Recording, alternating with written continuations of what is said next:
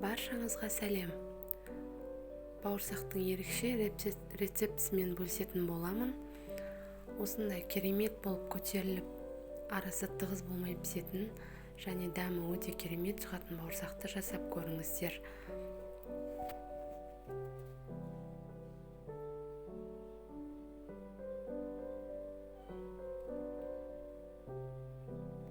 Ол үшін жылы су 300 грамм, жылы сүт 200 грамм және бір ас қасықпен тұз саламыз, бір ас қасықпен дрожь саламыз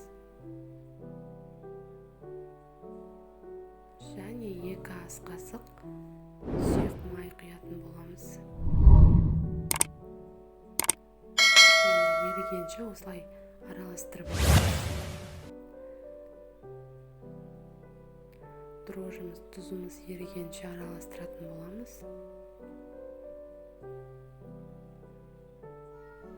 Араласып болғансын ұнымызды саламыз.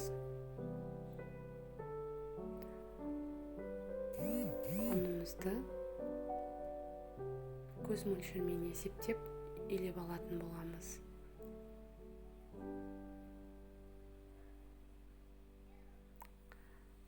Қатты жұмсақ та емес, қатты да емес, орташа етіп елеп аламыз.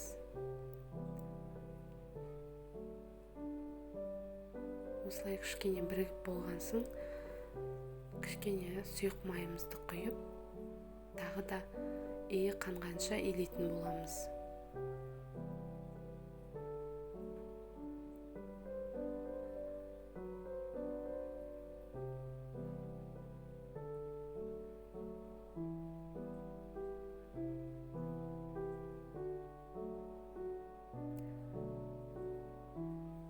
Бетін осындай пакетімізбен жауып, жылы орамалымызбен орап, 1 сағатқа ашытып аламыз.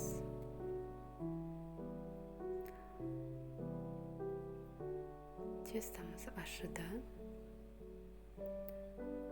көтерілді. Енді осы видеодағыдай етіп тестамызды бөліп,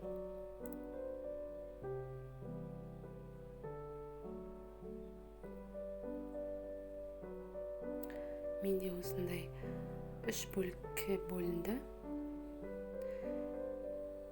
Енді осы қамырымызды жайып, дөңгелек формаға дөңгелек қылып кесіп аламыз.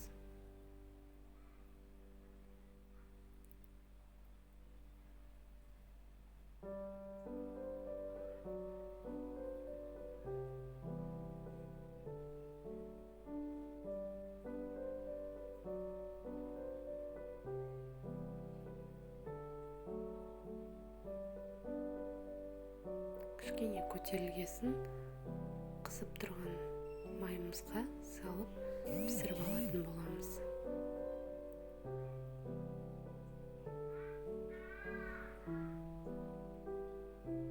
Керемет болып көтерілетін болады. Қамырымыз тығыз болмайды.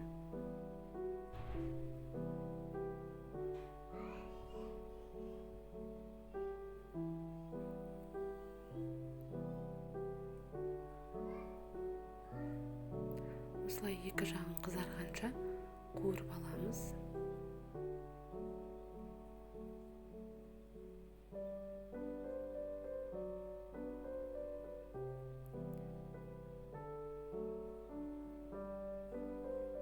Дөңгелек болып, көтеріліп, әдемі болып шығатын болады.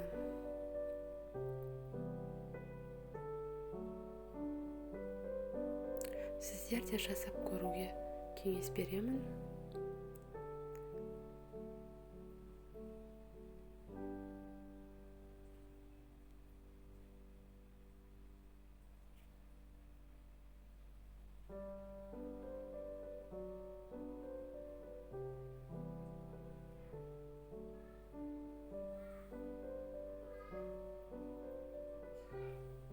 осындай оңай әрі тез рецепттер қажет болса, каналыма тіркеле кетіңіздер.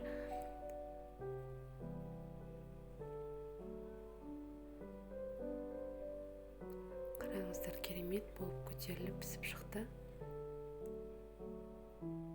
Жасап көріңіздер. Каналыма тіркеліп, лайк басуды ұмытпаңыздар, достар. Жаңа рецепттермен бөлісетін боламын.